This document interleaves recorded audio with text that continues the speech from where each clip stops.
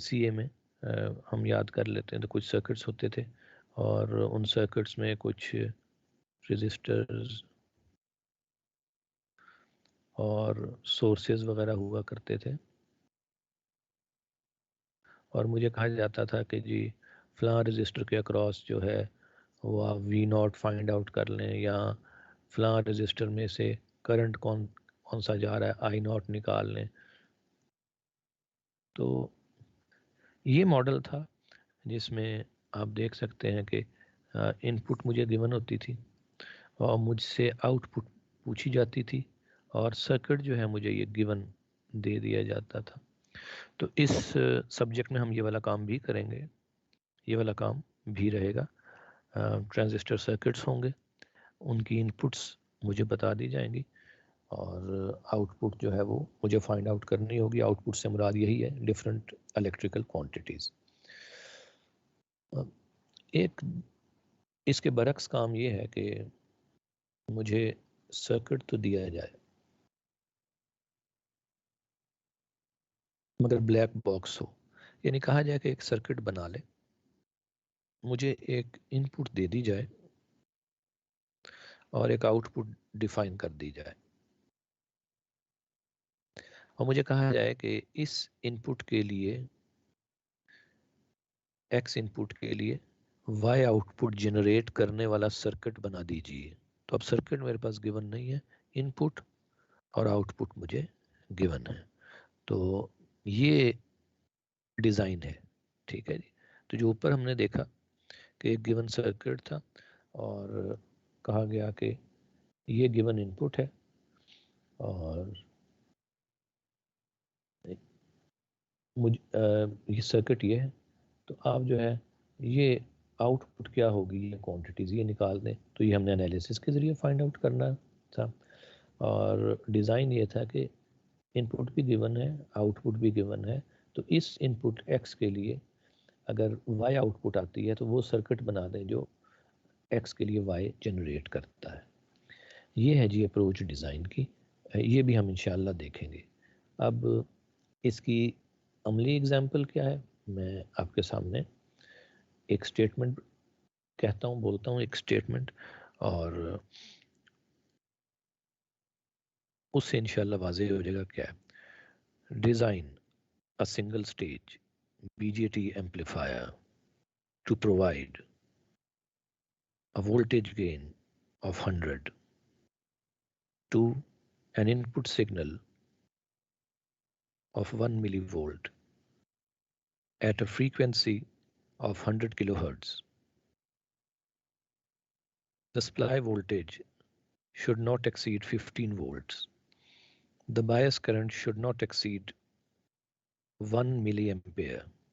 The circuit should be able to combat the temperature variation conditions. Assume transistor beta is equal to 100.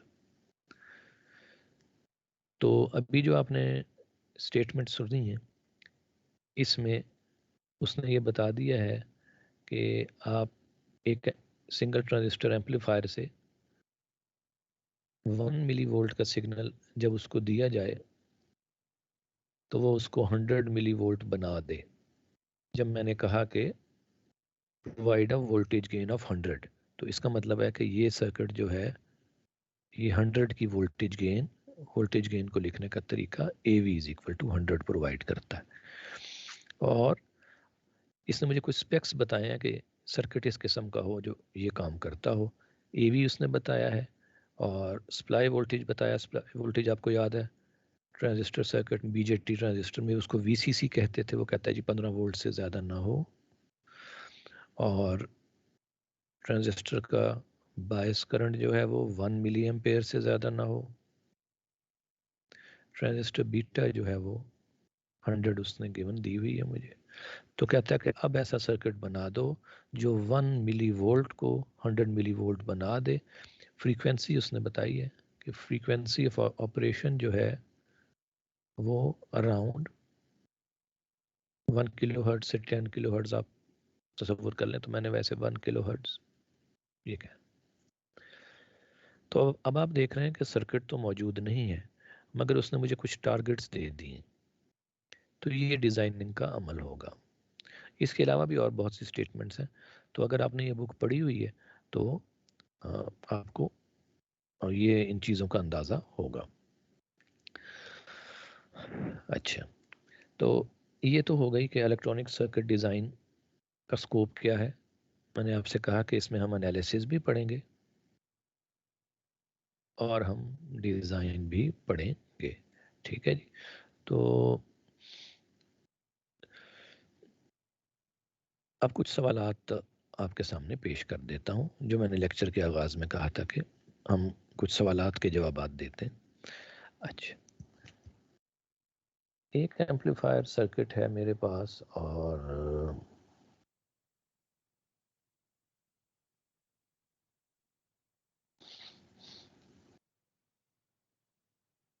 मैं इसका symbol amplifier का ये है।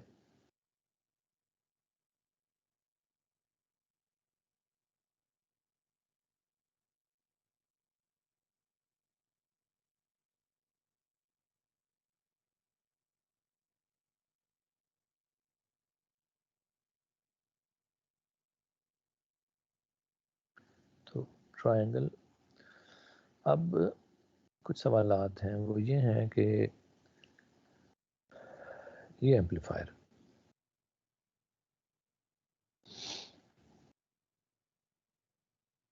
क्या ये एम्पलीफायर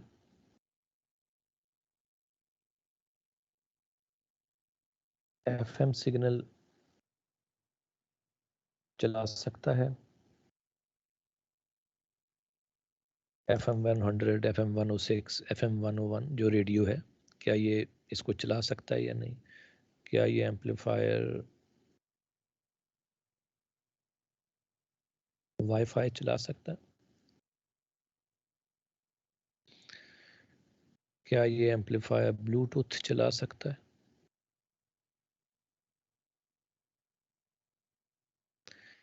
क्या ये एम्पलीफायर केबल टीवी के सिग्नल चला सकता है?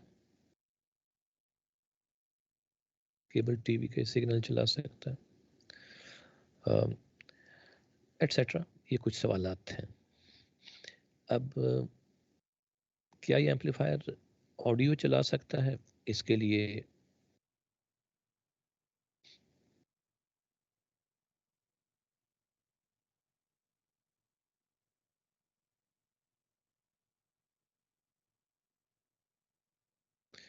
तो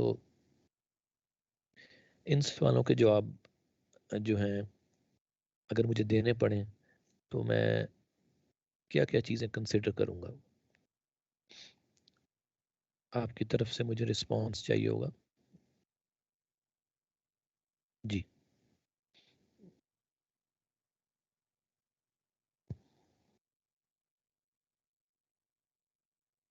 ठीक है, मैंने आपके सामने कुछ सवाल रखे हैं, तो क्या राय है आपकी?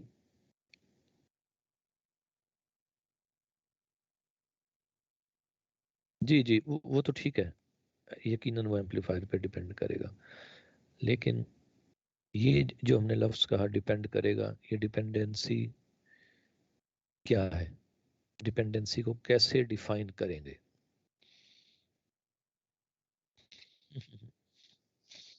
सही, सही। तो अब ठीक हो गया। तो डिज़ाइनिंग किस किस चीज़ की करेंगे?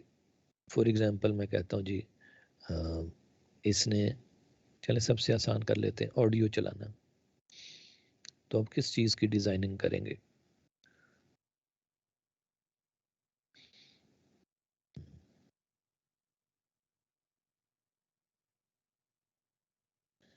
ओके जी, सही।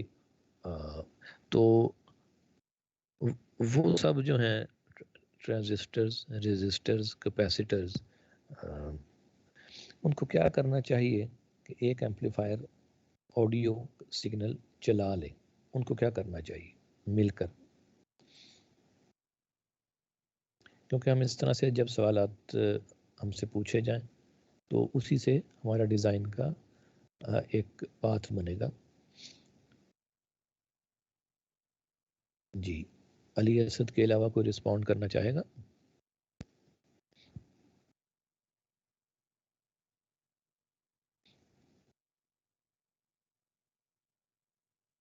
अच्छा, चलें। ये तो एक सिनेरियो था, एक और सिनेरियो आपके सामने पेश करता हूँ। एक और एम्पलीफायर है।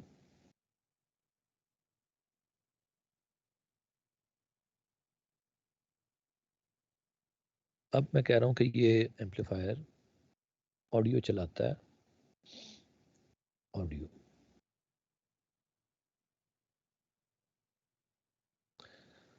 तो क्या ये एम्पलीफायर मेरे वायर्ड ईयरफोन्स चला सकता है?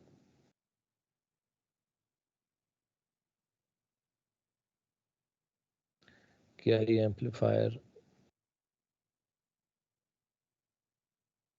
मेरी सैमसंग की साउंड बार चला सकता है?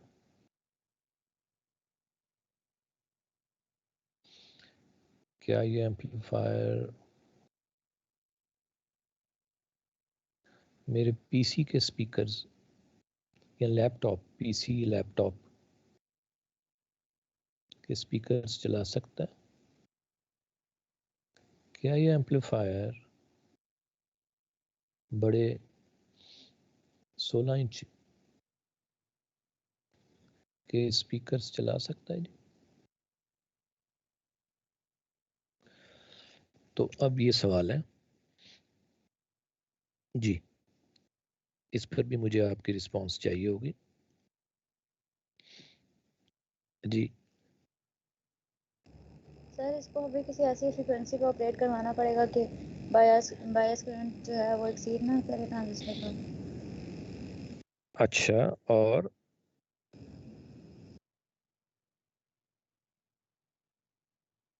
अच्छा ठीक है, और जी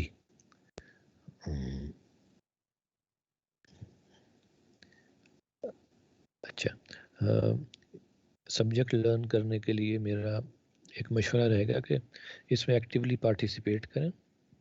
एक्टिव पार्टिसिपेशन से ये होता है कि सब्जेक्ट को जो ब्रेन है वो ओनरशिप उसकी लेता है, और आपकी एक एक्टिविटी जनरेट होती है जिससे कि फोकस जो है वो लर्निंग पे, और हमारे जो न्यूरॉन्स हैं उनके साइनेप्टिक कनेक्शंस लर्निंग के लिए बनते हैं।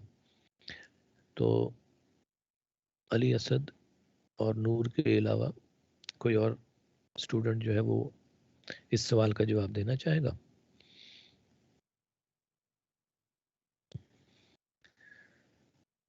अच्छा, एक तो ये है कि हम वॉलंटरीली भी पूछ सकते हैं, यानी खुद जवाब दे दें, नहीं तो हम यहाँ पे आपको दावत दे के भी पूछ सकते हैं।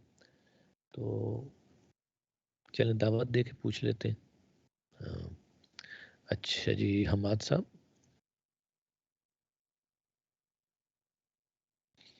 हमाद आबिद साहब मौजूद हैं? अच्छा, चलें जी, इस वक्त बिजी हैं हमाद आबिद साहब।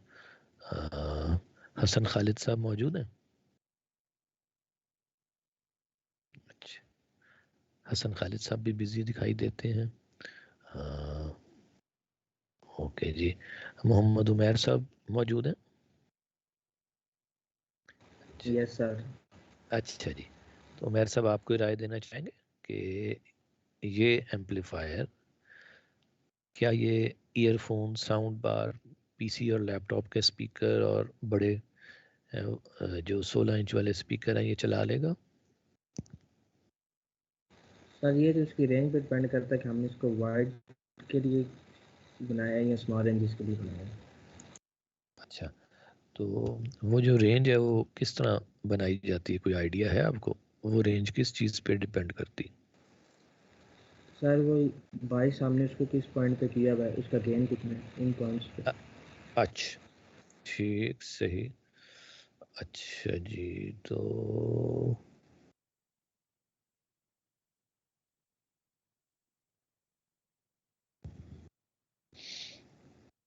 चलें जी, और स्टूडेंट से भी राय लेते हैं।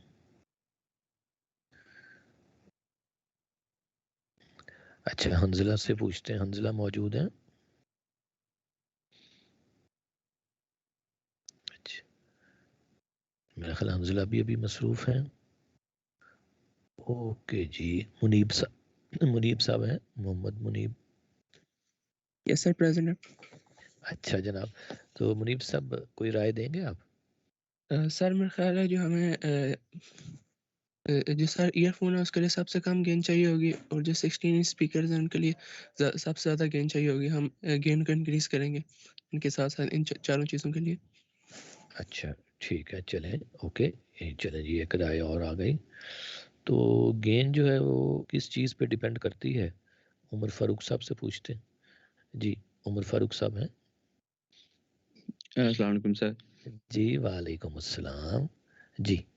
तो सर तो मुझे ईडीसी, यस सर, हाँ बोलें। ईडीसी, मैं कहता हूँ मेरी ईडीसी के फंडामेंटल्स बहुत ज़्यादा वीक है। मैंने लाइक इतना वर्क वगैरह नहीं किया, तो मुझे ना चीज़ें ग्रैस्प कर रहा हूँ मैं भी। नहीं नहीं, वो तो कोई बात नहीं। वो मेरा ख्याल आपके सारे साथी जो हैं स्टूडेंट्स, वो क्योंकि काफ़ी अरसे बाद इलेक्ट्रॉनिक्स पढ़ेंगे तो तकरीबन सबका मिलता जुलता हाल होगा। लेकिन आपके ज़हन में वैसे ईडीसी पढ़े बगैर भी कोई आइडिया है आपके ज़हन में कि क्या एक एम्पलीफायर जो है वो ये चार इनको चला सकेगा? सर अभी नो आइडिया। अच्छा, नो आइडिया, चलें जी, ओके, ठीक हो गया जी। अच्छा, तो ठीक। अच्छा, जोहा मौजूद है? Yes sir. ओके। अच्छा बेटा, तो आपकी क्या राय है इस बारे में? सर जो इसके इनपुट सर्किट पे रेजिस्टर्स की वैल्यूज होंगी उनके ऊपर डिपेंड करेगा गेन ट्रांजिस्टर का। इनपुट और अच्छा जी, आउटपुट पे, आउटपुट सिग्नल्स पे डिपेंड करेगा। अच्छा जी, ओके जी, ठीक ठीक है जी, ओके। तो चलें कुछ एक सवाल और कर लेता हूँ। वो सवाल बिल्कुल सादा सा है। एक एम्पलीफायर को मैं एक सिग्नल देता हूँ तो वो उसको कैसे एम्पलीफाई कर देता है?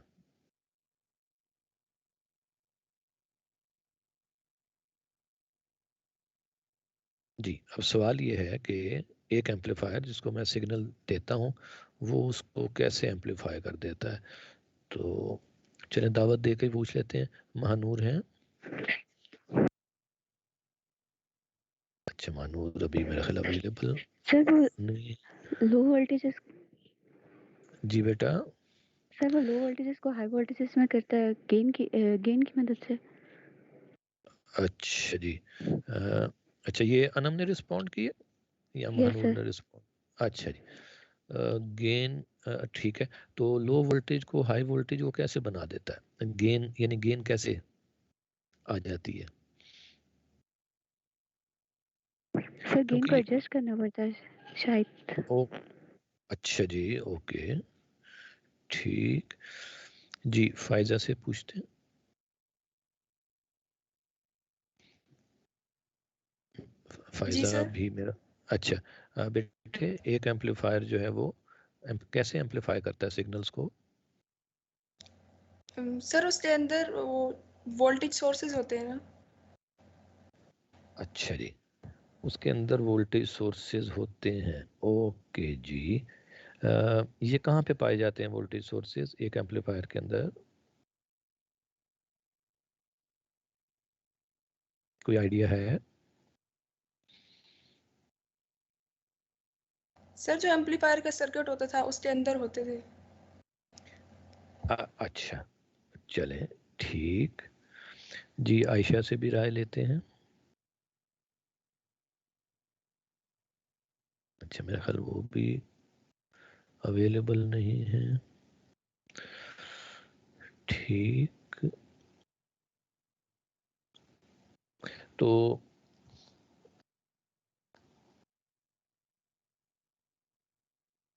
एम्पलीफायर जो है वो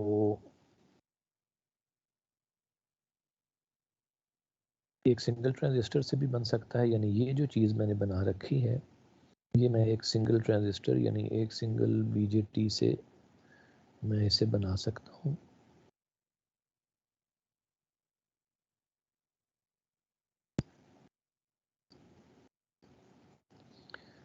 और मल्टी स्टेज एम्पलीफायर भी हो सकते हैं। इसके अलावा बीजेटी की जगह मॉसफेट भी लग सकता है, बहुत कुछ हो सकता है। तो अभी हम बात कर रहे थे कि जी वो बायस उसको हमने कहाँ पे किया हुआ है, इस पे डिपेंड करेगा एट्सेट्रा। अगर मैं आपसे ये जानना चाहूँ कि आप इस ट्रांजिस्टर को 1 मिली एम्पेयर पे बायस कर दें तो आपको किन किन मालूमात की यहाँ पे ज़रूरत होगी। ये मैंने एक आपके सामने ट्रांजिस्टर क्लास के सामने रखा है जी। तो अगर 1 मिली एम्पेयर पे इसको बायस करना है तो मुझे क्या क्या चीज़ का नॉलेज हो तो मैं इसको 1 एम्पेयर पे बायस कर दूंगा। ये बीजेटी है। सर बेस करंट और बीटा की वैल्यू पता हो तो। ओके, अच्छा जी, और कोई इसमें राय देना चाहे तो।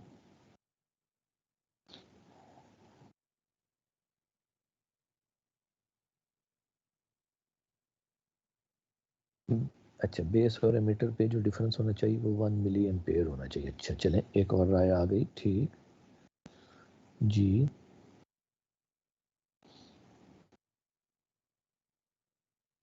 अच्छा जी, हाँ अलीशा से पूछते हैं जी। अलीशा मौजूद है? Yes sir.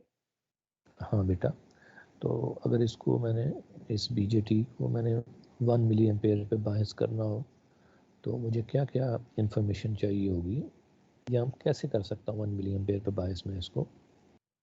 No idea. अच्छा, कोई पुराना ईडीसी की कोई बात याद आ रही हो? मतलब बेस करंट भी चाहिए होती है। अच्छा जी, ठीक, अच्छा जी, चलिए। और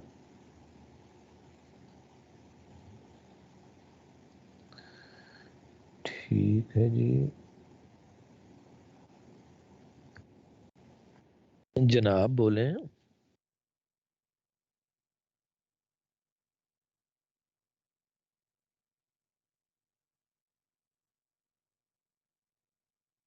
अच्छा जनाब, अभी करते हैं।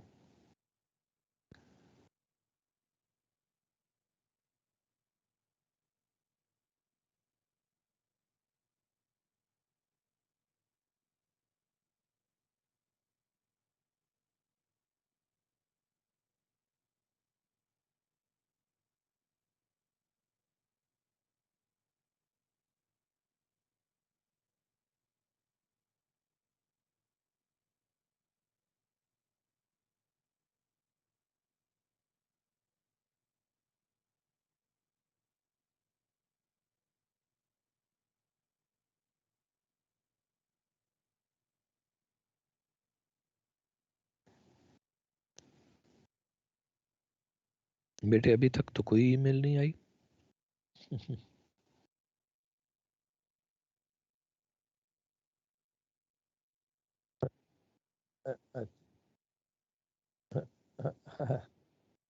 अच्छा,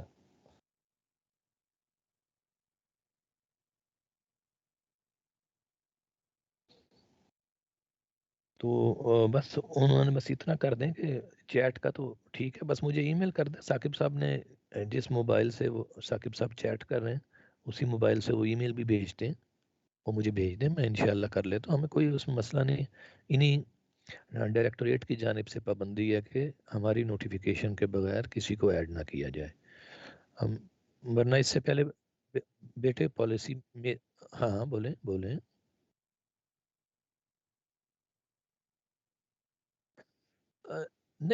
नहीं, असल वो, वो मसला ये नहीं है कि मेरी तो हमेशा ओपन पॉलिसी रही है, क्लास में जो मर्जी बच्चे आके बैठें, दूसरे डिपार्टमेंट्स के भी हों बेशक, वो मुझे वो मसला नहीं है बेटा। मसला सिर्फ ये है कि इनकी तरफ से पाबंदी है, डायरेक्टोरेट की तरफ से। तो अब उसका क्या करें?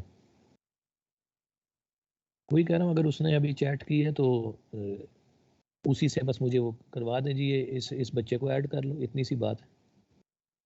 ये मेरी राय है बेटे, मेरी तरफ से तो ओपन पॉलिसी रहती है बेटा हमेशा। मैं तो मेरी क्लास में मैकेनिकल और इलेक्ट्रॉनिक्स के दूसरे सेक्शंस में अगर ये सेक्शन को पढ़ाता हूँ तो B, C, D के बच्चे आके सब बैठते हैं। MSc के बच्चे PhD के लेक्चर में मेरे बैठते थे, PhD के बच्चे MSc के लेक्चर में बैठते हैं। लेकिन ये है कि उस वक्त पाबंदी नहीं होती डायरेक्टोरेट की तरफ से। अब इन्होंने ख़ास तौर पे ऑनलाइन क्लासेस में कहा कि जिनको हमने रजिस्टर किया है उनके अलावा किसी को क्लास में आपने अकोमोडेट नहीं करना, तो मजबूरी है। उम्मीद है आप समझते हैं इस बात को। ठीक है, ठीक है अली, ओके जी। एक्सक्यूज। अच्छा जी, तो 1 मिली एम्पेयर वाली बात जो है वो अभी कुछ सेटल नहीं हुई। एक जवाब बेहतर आया है, वो ये है कि अगर मैं यहाँ पर मुझे कुछ बेस पर कुछ लगाऊं तो फिर कलेक्टर में मैं 1 मिली एम्पेयर में भी एबल, मैं इस काबिल हूँ कि मैं 1 मिली एम्पेयर फ्लो करवा दूँ। ये एक राय आई है, ये इस वक्त करीब तरीन लगती है। लेकिन अभी इन दो सवालों को मिलाकर पढ़ता हूँ। एक पहला सवाल आपसे मैंने ये किया था, एक एम्पलीफायर को जब मैं कोई इनपुट सिग्नल देता हूँ तो वो उसको कैसे एम्पलीफाई करता है, ये पहला सवाल था। और दूसरा सवाल ये है कि एक सिंगल स्टेज एम्पलीफायर मैंने आपके सामने बनाया, अगर मुझे कहा जाए कि इसे 1 मिली एम्पेयर पे बायस कर दो तो मुझे किन मालूमात की ज़रूरत है। इन दोनों सवालों को मिलाकर अब मैं आपके सामने जवाब जो है वो लिखता हूँ। और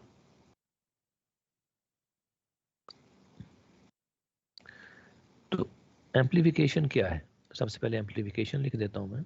एम्पलीफिकेशन ये है कि जो भी मेरा इनपुट सिग्नल है उसको मैं एम्पलीफिकेशन फैक्टर से जब मल्टीप्लाई करता हूँ तो जो मुझे आउटपुट मिलती है वो एक एम्पलीफाइड सिग्नल होता है, यानी एक एम्पलीफाइड वर्जन होता है इनपुट सिग्नल का। अच्छा जी, तो फिर एम्पलीफिकेशन जो है AV, फिर ये हुई कि V आउट और V इन की मैं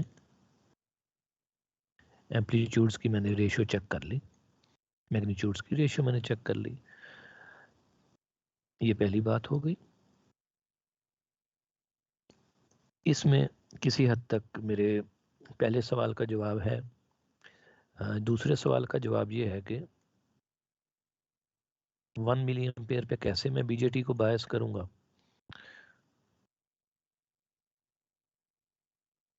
ये अगर आपको थोड़ा बहुत याद आ रहा हो, ये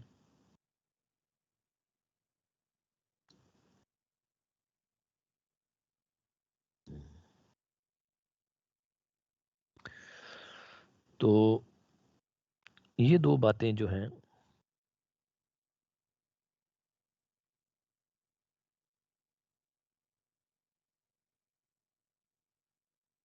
ये और ये, इन दो बातों को मिलाकर जो है इन दोनों सवालों का जवाब है। कैसे, आइए इसका जायजा लेते हैं। जब मैंने आपसे कहा कि BJT को बायस करना है तो मुझे किन किन मालूमात की ज़रूरत है कि मैं BJT को 1 मिली एम्पेयर पे बायस कर दूं। तो ये इक्वेशन मुझे क्या बता रही है जो आपके स्क्रीन पे नज़र आ रही है? मुझे ये बता रही है कि मुझे नंबर 1 IS मालूम होना चाहिए, नंबर 2 मुझे VBE मालूम होना चाहिए, नंबर 3 मुझे टेम्परेचर मालूम होना चाहिए, क्योंकि VT जो है वो KT के बराबर होता है। तो VT जो है इसे मालूम करने के लिए मुझे टेम्परेचर पता हो, तो अगर रूम टेम्परेचर हो, टेम्परेचर अगर रूम टेम्परेचर है तो फिर मुझे VT मालूम है। फिर मुझे मालूम है ये रूम टेम्परेचर पे VT जो होता है, ये होता है जी at room temperature VT is, किसी को पता है बेटा कितना होता है? जी किसी को मालूम है जी? 26 मिली वोल्ट होता है ये। तो 26 मिली वोल्ट, ठीक है जी, ये होता है। तो मुझे अब VT भी मालूम हो गया, यानी ये तीसरी चीज़ मुझे मालूम हो गई। यही तीन चीज़ें आपको नज़र आ रही हैं कि अगर ये मुझे मालूम हो, इनको मैं सेट कर दूं, तो मैं IC जो है ये मैं 1 मिली एम्पेयर एक सिंगल स्टेज BJT में मैं सेट कर सकता हूं। तो ये जो चीज़ है ये आपने ऑलरेडी पढ़ रखी है, ठीक है। ये पहला जो आप है कि जी 1 मिली एम्पेयर कैसे बायस आप कर सकते हैं। इस इक्वेशन का एक नाम है, अगर किसी को पता हो इस इक्वेशन को क्या कहते हैं, ये वाली इक्वेशन, इस इक्वेशन का एक नाम है जी। जी किसी को याद आ रहा हो? ये आपकी रज़ावी की बुक में लिखा हुआ।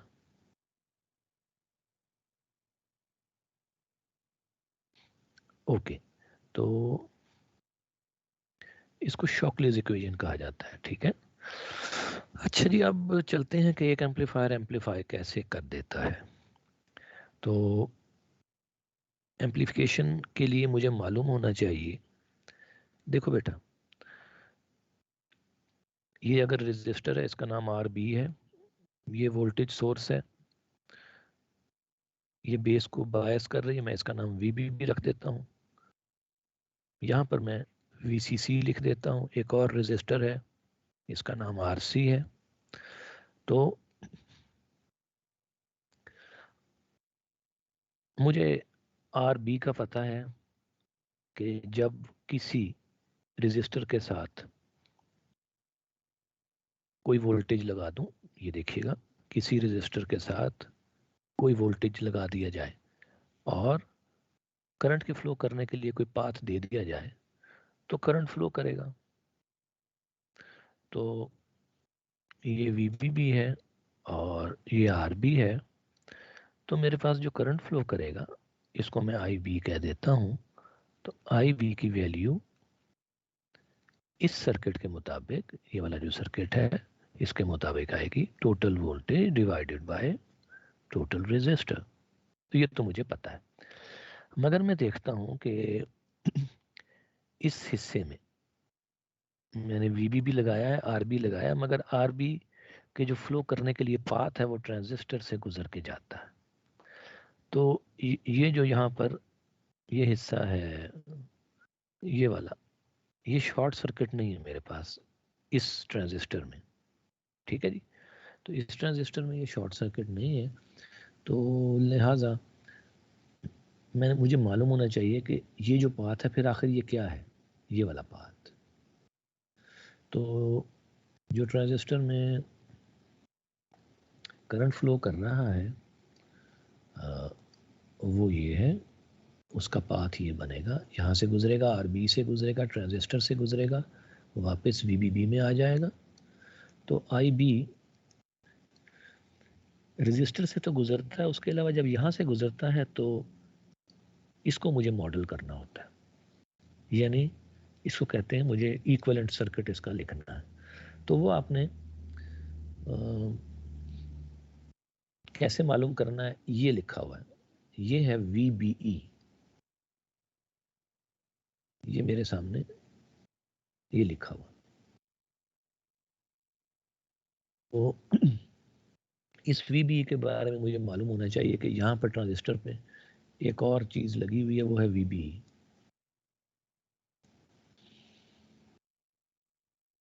ये बात हो गई। फिर मैं देखता हूँ कि इसके साथ एक दूसरी चीज जो है वो भी कनेक्टेड है, वो ये वाला हिस्सा है। तो मुझे इसके बारे में पता होना चाहिए कि ट्रांजिस्टर का जो ये दूसरा हिस्सा है इसमें से अब करंट फ्लो करेगा। तो मुझे VCC का तो पता है, RC का मुझे पता है, मगर जब इस वाले हिस्से में से फ्लो करेगा तो इसका इक्विवेलेंट सर्किट क्या बनेगा। तो ये जो चीज़ है इस सब का जवाब क्या है वो मैं आपके सामने अब यहाँ लिखने लगा हूँ कि ट्रांजिस्टर का इक्विवेलेंट सर्किट वो आपने ऑलरेडी पढ़ा हुआ है, उसे कहते हैं VCCS। ये क्या है? Voltage controlled current source. ठीक है, तो transistor acts as a voltage controlled current source. तो ये मेरे पहले सवाल का जवाब है। ट्रांजिस्टर एम्पलीफाई कैसे करता है, उसमें मैंने आपको बताया कि बहुत से जो एलिमेंट्स हैं वो इन्वॉल्व हैं। उनमें से नंबर 1 ये मैंने लिख दिया, ये एम्पलीफिकेशन की इक्वेशन है।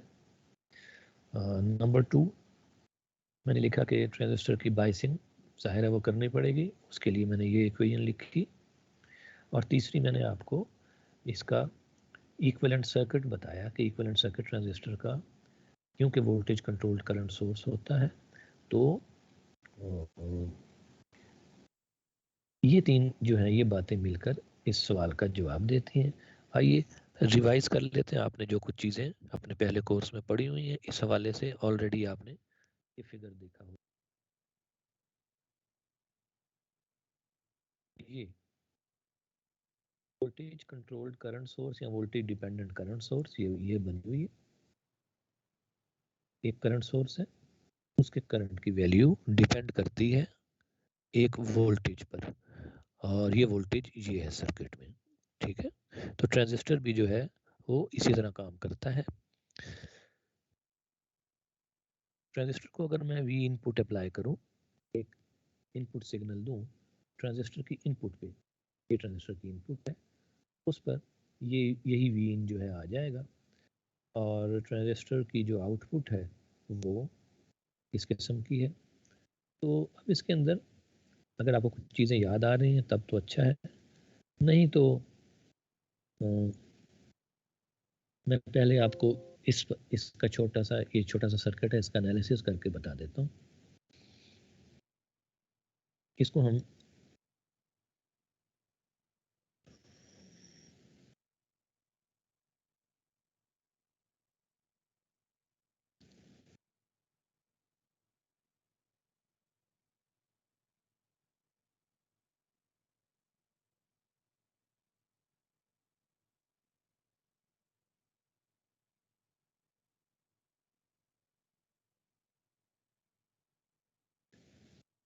सर्किट को अपने नोट्स में कॉपी करते हैं।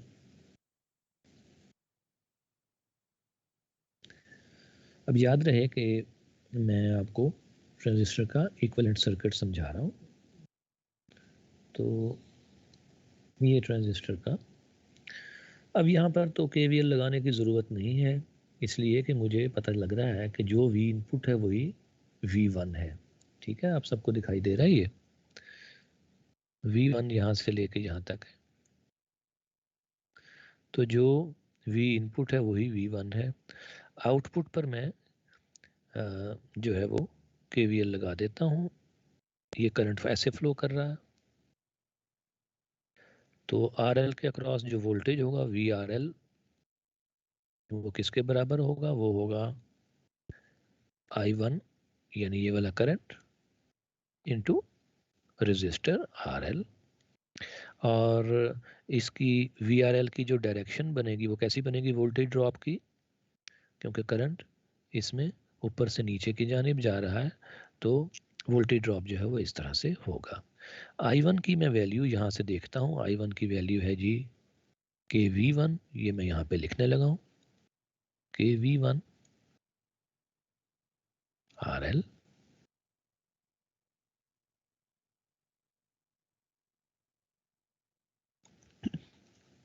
तो यहाँ से मैं देखता हूँ कि V आउट और VRL में क्या रिलेशनशिप है। VRL की पोलैरिटी जो है इस तरह से है, वी आउट की पोलैरिटी इस तरह से आप देख सकते हैं। वी आउट का पोलैरिटी वी आर एल की पोलैरिटी के ऑपोजिट है, तो V R L is equal to minus V out. लिहाजा मैं यहाँ पर वी आर एल की जगह माइनस वी आउट लिख देता हूँ। अब मैं वी आउट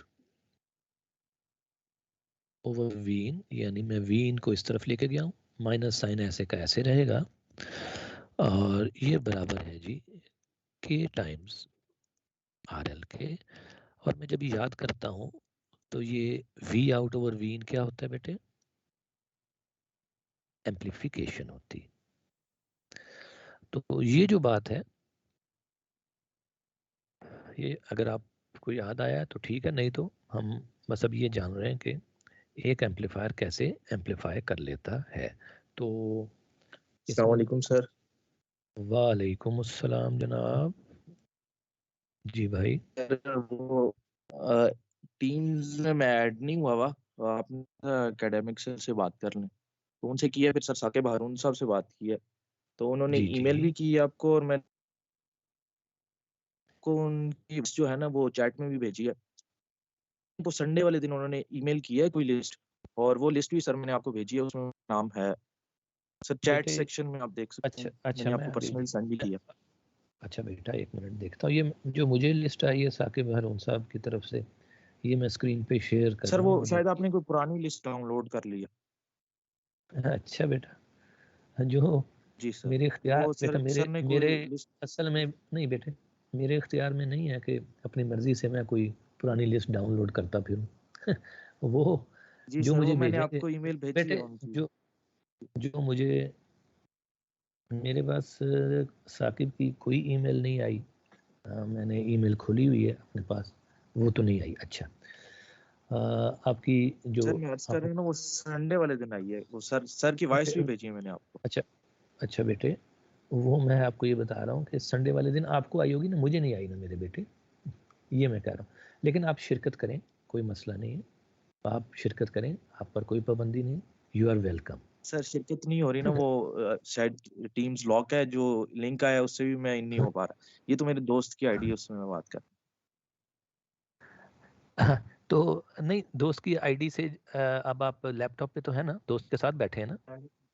जी सर बिल्कुल। हाँ हाँ हाँ, तो बस आप इसमें शरीक हो। इंशाल्लाह वो चेक कर लेते हैं कि साकिब साहब बस मुझे एक दफ़ा ईमेल कर देना, तो वो मैं आपको शामिल कर जी सर। लेता हूँ बेटे। मुझे आपकी कोई ईमेल नहीं आई, लेकिन यू आर वेलकम। ठीक है, आप अपने दोस्त के साथ तशरीफ़ रखिए, और कोरोना के SOPs का ज़रूर ठीक ख्याल है कीजिएगा। Thank you. सर ओके जी, ओके। आपसे यूनिवर्सिटी में मुलाकात हो सकती है? बेटे अभी तो नहीं हो सकती, आज तो अभी फ़िलहाल मैं ये क्लास पढ़ा रहा हूँ, वो फिर इंशाल्लाह कर लेंगे मुलाकात भी। आप इस वक्त जिस चीज़ पे मेरी राय रहेगी कि फोकस हो, वो ये है कि मुझे जल्द से जल्द साकिब साहब आपकी इंक्लूजन के लिए क्लास में ईमेल कर दें। तो वो सबसे ज़्यादा जो इस वक्त ज़रूरी है वो ठीक हो ये चीज़ है। हाँ, ये मेरे लिए बहुत अहम है कि आपका कोई एक मिनट भी वेस्ट ना जाए, कोई चीज़ ऐसी ना हो कि जब बाकी क्लास से आप पीछे रह जाएं। चलें, ओके जी। सही तो सही हो गया। जी, थैंक यू सर ठीक है वेरी बेटा। मच। जी शुक्रिया। अच्छा बेटा, तो अब ये चीज़ हमारे सामने है, एक वोल्टेज कंट्रोल्ड करंट सोर्स के तौर पे जब एम्पलीफायर एक्ट करता है तो वो सिग्नल को एम्पलीफाई कर देता है। क्या आप बता सकते हैं कि सर के की वैल्यू किस चीज़ पे डिपेंड करती है? हाँ बेटे, अभी अब इन्हीं चीज़ों को हमने जो है ना, इस पर गौर करना है, इनको टच करेंगे अभी। तो सबसे पहले मैं अब इस बात को जस्टिफाई करूँगा कि ट्रांजिस्टर कोई करंट जो है वो जनरेट कर रहा है और वो कंट्रोल हो रहा है किसी वोल्टेज से। ये बात मुझे कैसे पता चली? ये बात मुझे यहाँ से पता चली जी।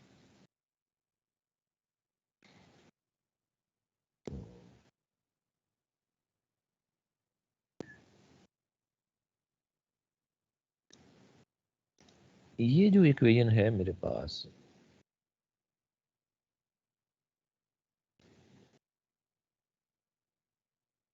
IC, तो IC की जो डिपेंडेंस है वो मैं देख रहा हूँ कि मेरे वोल्टेज पर है। कौन सा वोल्टेज है ये? VBE। ये कौन सा वोल्टेज है जी? ये वो वोल्टेज है जो BJT की, ये हो गया BJT का बेस और ये हो गया BJT का एमिटर। तो ये जो वोल्टेज है इसको हम कहते हैं VBE। तो हम ये कह रहे हैं कि ट्रांजिस्टर का जो VBE है इस पर ट्रांजिस्टर का IC डिपेंड कर रहा है।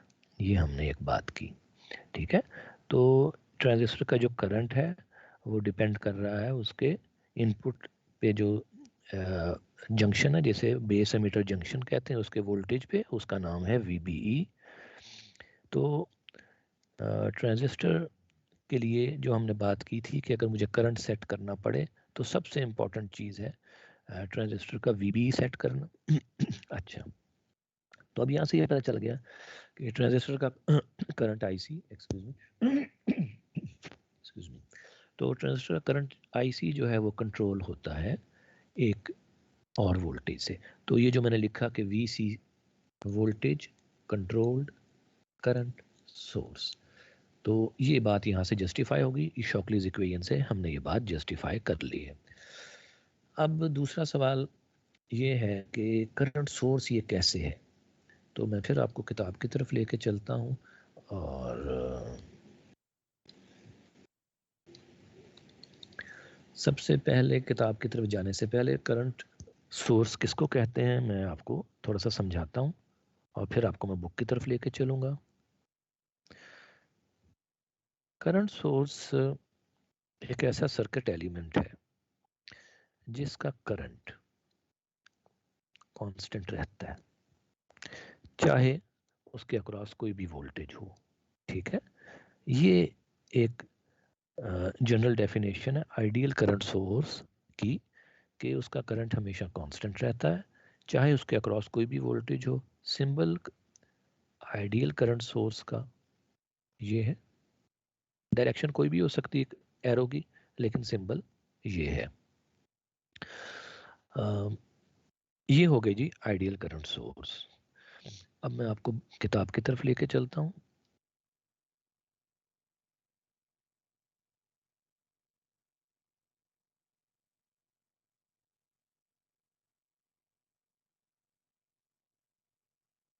बल्कि एक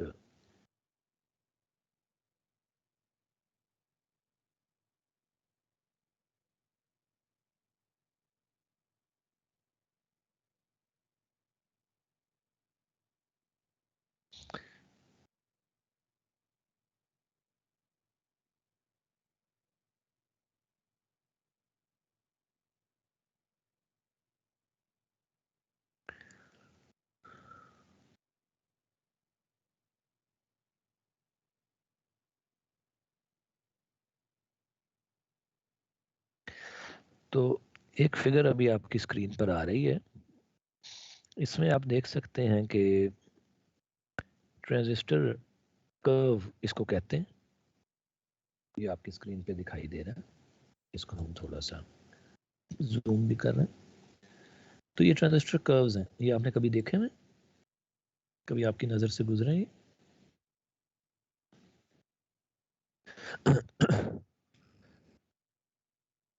जी, तो इसमें अगर आप इसको देखें तो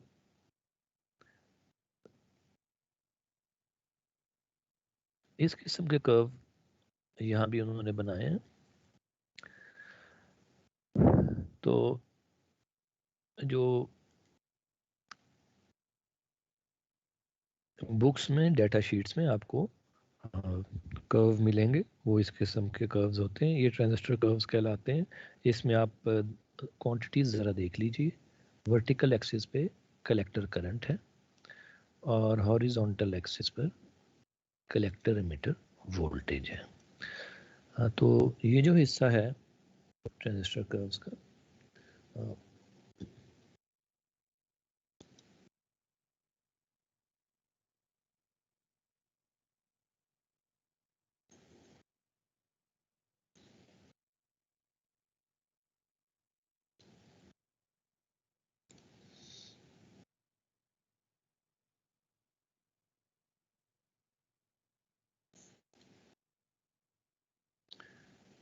तो ये आप रिलेट कर सकते हैं ट्रांजिस्टर कर्व को। ये वाला हिस्सा जो है, ये वाला हिस्सा इससे मिलता जुलता है, इस पॉइंट से आगे आगे, इस पॉइंट से आगे आगे ये वाला जो कर्व का हिस्सा है कैरेक्टरिस्टिक का, ये हमारे करंट सोर्स से मिलता जुलता है। और इस रीजन को, ये जो रीजन ऑफ ऑपरेशन है ट्रांजिस्टर का, ये सब, इसको एक्टिव रीजन भी कहते हैं, एक्टिव रीजन कहलाता है ट्रांजिस्टर का। और इस एक्टिव रीजन में transistor acts as an amplifier. ठीक है जी।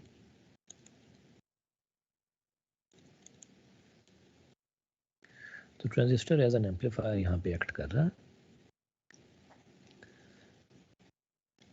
यहाँ पर जो बात आपको बतानी है वो ये है, आप ये इनके दरमियान सिमिलैरिटी देख लीजिए।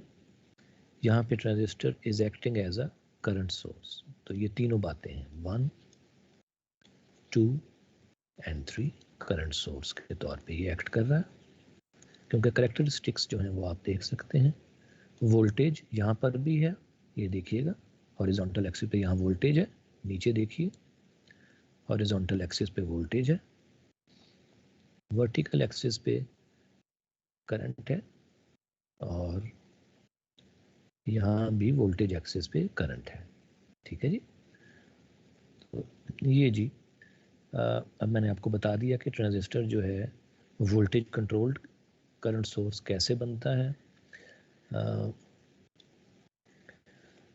इस इक्वेशन ने बताया ट्रांजिस्टर का करंट जो है वो VB कंट्रोल कर रहा है, और कैरेक्टरिस्टिक्स ने बताया कि ये जो करंट है ये कांस्टेंट रहता है, वोल्टेज इसके अक्रॉस जितना मर्जी चेंज करते रहें ये करंट कांस्टेंट रहता है। और ये दोनों बातें अब हमें समझ आ गई कि किस तरह से वोल्टेज कंट्रोल्ड करंट सोर्स के तौर पे एक BJT बिहेव करता है। इवन मॉसफेट भी इसी तरह ही बिहेव करता है। अगर मॉसफेट का किसी को याद हो तो मैं मॉसफेट भी अभी आपको दिखा देता हूँ। आपने बताया कि आपने अच्छा 8th का आपने आगाज़ किया था। मैं रज़ावी के मॉस ट्रांजिस्टर, मेरे ख्याल चैप्टर नंबर 6 तो आपने पढ़ लिया था, तो ये मैं पढ़ा दूंगा दोबारा बहुत सी चीज़ें, आप बिल्कुल परेशान ना हो, सिर्फ आपकी याद दहानी करवा रहा हूँ।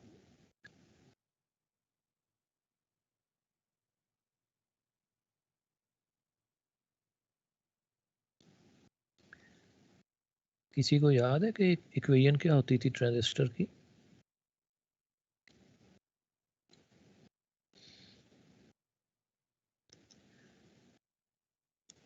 जी, किसी को याद है FET की, मॉसफेट की इक्वेशन क्या होती थी करंट के लिए?